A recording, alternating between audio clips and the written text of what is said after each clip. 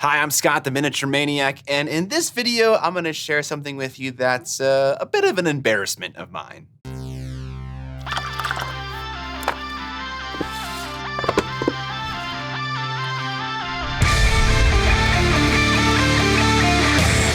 What up, Mini family? I have a tendency to start miniatures and not finish them. Sometimes I lose interest, or sometimes the model is used for a specific test, and then I'm done. This has resulted in quite an epic graveyard of work-in-progress minis. I thought we could go over all of these minis to explore why I started painting them, but more curiously, why I never finished. The largest and most embarrassing of my unfinished backlog has to be my entire Drakari army. As I said in a previous video, I felt pressure to start my army when I hadn't really locked in a scheme yet. I kind of figured that I would discover the right scheme along the way, which is usually true. Given any model and a good chunk of time, I'm pretty confident in my ability to create a paint job that I personally like. That wasn't the case with these guys, however. I think because I was painting such a large amount of figures at the same time, it took me a while to see meaningful progress. Maybe on a single figure, I can get a good outcome in, say, 5 hours. But if I'm painting 80 figures simultaneously, it would take closer to like maybe 50 hours to really get a glimpse of the end result. I might have just not given myself enough of a chance to make something good. Luckily for me, I do have a scheme now that I'm really happy with, and I'm very excited to get back to my Dark Eldar. One of my videos that I have planned for this month is going to feature Drakari in a big way. I also have the old fine cast Lilith Hesperex that I started painting over 15 years ago.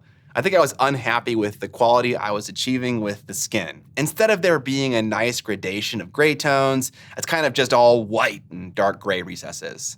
Some of the difficulty in painting this particular model is also due to the character, what she is, a lithe elf, basically, and also the spindly nature of fine cast resin from Games Workshop. Those two put together result in a model that doesn't have a lot of big surfaces to get nice blends across. I have a couple of incubi that I just started painting for my Army 40K challenge with Jay from Eons of Battle. And the last unpainted Dark Eldar mini I have is this creamy Drazar that I never finished. He was intended for a video that was asking the question, how many hours does it take for me to paint a Golden Demon entry? I got about 80 hours deep, accidentally deleted all the footage of me painting him, and basically rage quit the paint job. The pain is still so strong.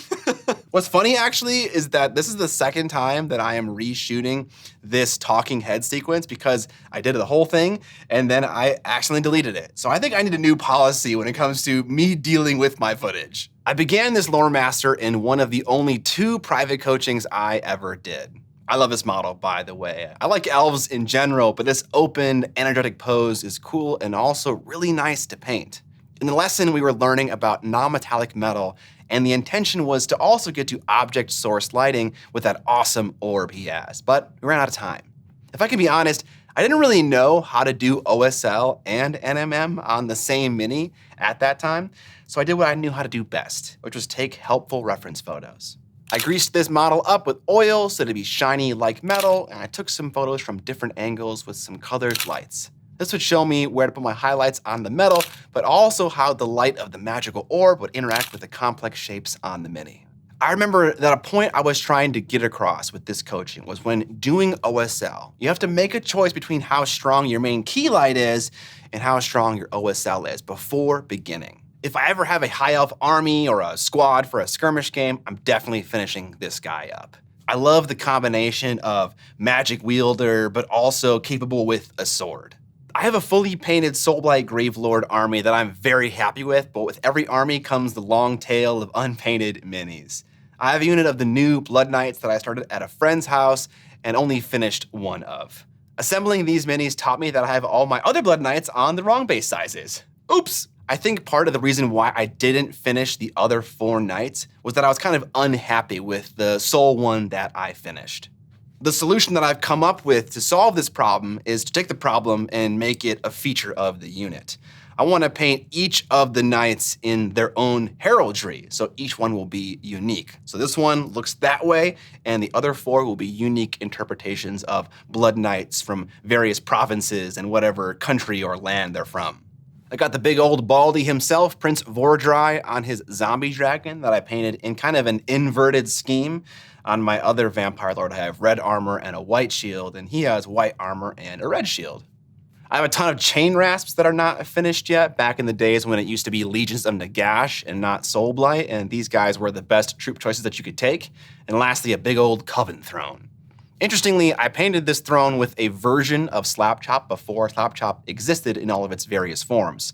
I dry brushed the ghosts of the throne in white, and then applied a directional layer of white with the airbrush to soften the harshness of the last layer without it taking forever. Sometimes the airbrush takes a while to get a nice, opaque, and smooth layer, so I thought I'd do this to speed it up. I also have this sick vampire character. I remember seeing this box art as a little kid and falling in love with him. Back in the day when I used to play vampire counts in the old school Warhammer Fantasy at Battle, you had to pick between 5 bloodlines, and the one that I picked was Strigoi. And they're the more animalistic, we're gonna drink the blood of corpses, kind of like weird, dejected vampires. And if I'm being honest, I don't actually like the beast-like style of vampire trope. And so this guy was so cool to me because he was this merger of a more humanoid character with beast-like elements, and that really worked for me. Sadly, none of the versions of this model that I have amazingly cast heads, which is kind of the coolest part of the mini for me. It shows off the fangs so well. This model was an experiment with Scale 75's instant paints, a bit of a miss for me, and also silver TMM. Age of Sigmar isn't my favorite game, and as such, I don't play it very often, leading to these unfinished models languishing in my carrying case. These 2 figures are from the Descent board game that I started and never finished on 2 streams that I guest appeared on at Fantasy Flight's headquarters. Interestingly, they're located within like 5 minutes of my house, which is pretty cool. I probably would finish these models if I enjoyed the game more. We admittedly didn't give it much of a chance playing it to the 2nd or 3rd mission. My group decided to try out Jaws of the Lion and ended up liking the gameplay of that much more. This is a vanilla Sisters of Battle kill team that I never finished. I felt like I was phoning in the paint scheme. Ooh, a red and white and Catholic themes? How original! It didn't feel unique enough. It didn't have that zhuzh, you know what I'm saying? The zhuzh? Yeah? I'm gonna make a paint now called Zhuzh. I actually finished painting the Novitiate Squad, the bespoke Sisters of Battle group for Kill Team, with a satisfying scheme that I would happily copy and paste over to these girls. I have a video for that actually if you wanna see it, linked down in the description. I actually really like the aesthetic of Sisters of Battle, and if I ever added a second 40k army to my roster, it would definitely be these nuns with guns. That'd probably be the only reason why I would end up repainting these sisters. I also have some Arco flagellants that I painted as a test model to try out the Malefic paint set from Vallejo. It was so long ago that I can't really remember anything, but the models look okay. Great test. I have some work in progress minis for Shatterpoint that I'm actively working on right now. I basically have half of a legal army for this game, and finishing up these Red Troopers and Vader will seal the deal. The creators of Star Wars, even going back to the original films, were constantly changing up the design language of the universe, and they're still doing that to this day. Because of their willingness to modify the look and feel of the world, I felt encouraged to do the same, within reason. I wouldn't want to paint Vader in baby blue with a furry lightsaber, although, now that I say that, no, definitely not, right? Hopefully these models will be done soon, but you never really know with me, clearly, given the subject of this video. I have a lot of wood elves that used to be for Warhammer Fantasy battles that I then converted to be used in Age of Sigmar that then experienced the long and slow painful death of being removed from that game only to resurface in GW's new game, Old World. Jesus Christ, what a ride. Don't worry about it, GW. I love basing models anyways. That's why I call my channel Basiac. It's kind of a sick name, though. I have the old school pewter Twilight Sisters, Naestra and Arahan, that I was painting for a competition at my first ever GW store when I was 12 or 13. I distinctly remember painting that green leather and thinking to myself, oh, that isn't too bad. That probably took me at least 2 hours to paint that ant-sized detail. I also have this War Dancer Lord that I started painting at a meet and greet at my local game store. Lastly, I have a unit of 10 Sisters of Avalorn that I started painting forever ago and never finished. I'm excited to get back to my Wood Elves with the reemergence of fantasy. I was reading through the Forces of Order book and getting so jazzed about all of the Wood Elf things that I once remember using in my army. There are too many games to play, and I am but one sad and slow hobbyist. I'll get there eventually. Speaking of Wood Elves, though, let's take a break from my shameful review of my partially painted backlog to let you know that I have a couple of new items in my web store for you to check out. Firstly, if you live in Europe and would like cheaper shipping, I have finally gotten around to dealing with that. You can now purchase a selection of Miniac goodies on PK Pro's website, and they ship out of Germany. They're doing an initial pre-order period so they know how much to order from me, so get it while the getting's good. I will soon be doing the same thing with Element Games for the UK viewers. I recently finished the physical fulfillment of my Kickstarter campaign, and I can now share these goodies with you all. Firstly, I have a metal brush box with 2 foam trays that feature slots for brushes and also a multi-purpose slot for generic hobby tools. The box and foam come in both red and black, and you can choose any combination of the colors that you like. Since the box is coated in glossy paint, you won't see it rusting from any moisture, and the foam trays are much more rugged than your standard thin plastic insert. Hopefully this little storage box lasts you a long time. There are also now 6 new figures on the web store: the Warrior, the Witch, and the Ranger, and available in 75mm and also 32mm. These are the kinds of Wood Elves that I want to see more of. Evil Wood Elves. The Ranger silently watches and dispatches of anyone who comes too close to home. The Warrior hunts woodland imps for sport and keeps their heads as trophies. The Witch siphons the life force of the forest and its denizens to fuel her dark magics. They do all of that, but also in 32mm. Imagine decapitating woodland imps, but just smaller. I might have a use for 1 or 2 of these characters in my old world Wood Elf army whenever I get around to polishing that off. Additionally, when purchasing the 75mm models, you can also buy the Masterclass course for $10 off the combo. The courses will teach you how to paint the models like the box art, of course, but also teach you skills that can be easily transferred to other models that you can up your game and paint beautiful models. Lastly, there are a few merch items on the web store that are heavily discounted and end of life, so once they're sold out, they're gone forever. These items are moving out to make space for new stuff that I'm excited to get to, like this black and red tie-dye hoodie with this bat design and a huge back design. Oh, goodbye remote. That's all for now, back to my whip-log. This big and beautiful bust is a Mindwork model that I started during a private coaching with none other than Roman Lapat. She reminds me of Bavmorda from Willow, the movie, which I frickin' love. I'm not entirely sure when I'll finish her, however. Most models I paint nowadays are for games or are the subject of videos, and I'm not really sure where she fits into that. I started this Delac Ganger sitting in a Games Workshop store because at the time I didn't want to paint a non-GW figure in a GW store, and this was all I had. If you've seen my recent videos, you'll know that I am really enjoying Necromunda, actually. I had a ton of fun making that video. Check it out if you haven't. You also remember from that video that my heart in Necromunda belongs to House Cawdor, but a very close second is Delac. They have this classic 90s sci-fi vibe that reminds me of movies like The Matrix or The Dark City, and I was excited to try out a white scheme for them. If I ever do a second game for Necromunda, it's 100% going to be Delac, and you can bet all your hobby dollars that I'm definitely painting this Megamind looking freak. Forget a 4-head, this guy has a 20-head. I have a couple of models for my Greyjoy army in A Song of Ice and Fire that still need some base work done. Because I cast my bases in resin, I like to do them in batches. When I finish a chunk of models, I'll paint up 10 or more bases and base them all at the same time. I haven't gotten a game of A Song of Ice and Fire in quite a while, but I'd love to as the rules changed significantly recently. I want to try out the new changes. I always enjoy painting character minis from this range. They paint up so quickly, and it's satisfying to see a finished model at the end of one session.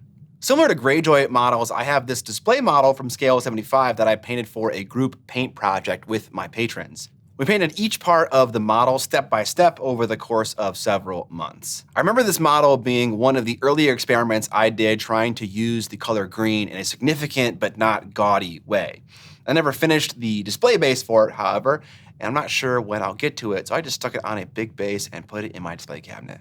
I got started on Imelda and Brutog from Cursed City, an amazingly designed set of models.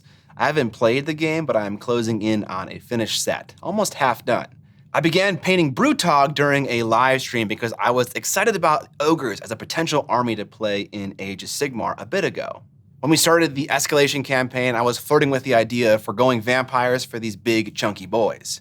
Ogres are so much fun to paint because of their size. It's like you're painting 54mm models in a 32mm game. All of their flesh is very satisfying to paint. I started Imelda because I was painting minis at John's house and I forgot to bring the model that I was actively working on, so I stole Imelda from his personal copy of Cursed City with the intention to give him my unpainted Imelda, which reminds me, did I ever do that? Yep. I painted up this little dwarf from Hassle-Free Miniatures as a limited palette challenge for my Patreon. Sometimes we do little tests together to compare notes. I think where I struggle with limited palette paint jobs is that the color never has any punch. I was stuck in the mire of mixing too many colors and losing saturation. I think I need to reevaluate that, but also what colors I'm starting with in the first place to get a more successful result. I started painting this character from Bushido as an experiment for tackling East Asian skin tones on a larger display model that was the subject of a video. That kind of skin tone was an area I'm not super well versed in, so I wanted to get some experience under my belt before investing in the wrong plan on a larger figure. I remember demoing this game at Adepticon and really enjoying it. I'm not a fan of the colors that I chose for this mini, however, so if I ever get back to this game, I'll likely be redoing the robes at least. Lastly, I have this juicy Soul Drinker Marine that I started at a paint jam with some painting heavyweights. Sam Lenz, Jeffrey Bowden, and Tom Ailes. All amazing painters in their own right, and also heavily decorated. Between those three guys, there are 2 Slayer swords and countless golden demons. We were all painting the same Space Marine as per Sam's idea, and I was just starting to get a grip on the concept of non-metallic metal however many years ago I painted this model. I wanted to try out colored NMM, and luckily for me, purple translates pretty well from the grays you'd be using for silver. You can see, however, that I wasn't totally sure what to do with the shoulder pad and painted 2 vertically running strip highlights, which look confusingly wrong.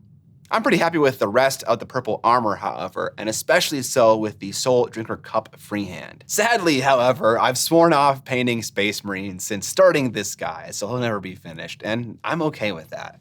This is the last work-in-progress miniature I have. I began this video by saying that my backlog of work-in-progress minis was embarrassing, but I don't think I really believe that.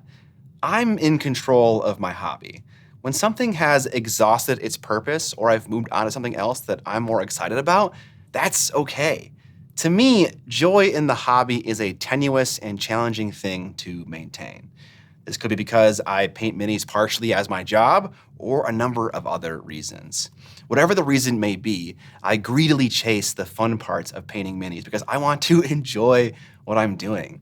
It can be incredibly easy to get wrapped up in the potential thoughts of others. Note the word potential, not actual.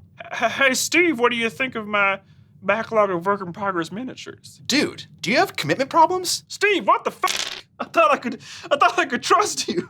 Steve is real. While I do consider the opinions of others, there are some things that you should just do for yourself. I can happily and healthily say that I don't care about what others think of how I approach this hobby. Until something changes, which it may, I'm confident in my choices. I think it's important for all of us to draw a line in the sand at some point and not question what we're doing all the time. I'm curious, how many of you think that's a lot of work-in-progress minis? How many of you have a backlog of in-progress paint jobs that's similar to this or even larger? I get so much invaluable perspective being a YouTuber and seeing the thoughts and opinions of a varied group. Speaking of my amazing audience, a portion of that audience are patrons that I want to thank right now. I am truly indebted to these people for allowing me to get a consistent paycheck that enables me to do this ridiculous hobby as a job and get to make videos and do all the things that I love just put together. If you're interested in supporting the creation of these videos, you can find my Patreon link down below, and there are a bunch of fun rewards like access to my Discord server where we do fun things like quarterly challenges. This particular quarter, we're doing a challenge for finishing a legal army in whatever game you choose, start to finish. You gotta start unpainted and you're gonna end with a painted thing. And that challenge gives you points for a point system on the Discord, and there's a leaderboard for that point system. It's a cool thing that's just in the Discord just by itself. You also get to see weekly behind the scenes posts of what I have going on in my office, what I'm working on. You can also see extra painting footage for some of my painting videos and get some of my videos a little bit earlier than everyone here on YouTube. Check it out, link down below. Subscribe or die! And most importantly, don't forget to paint more minis!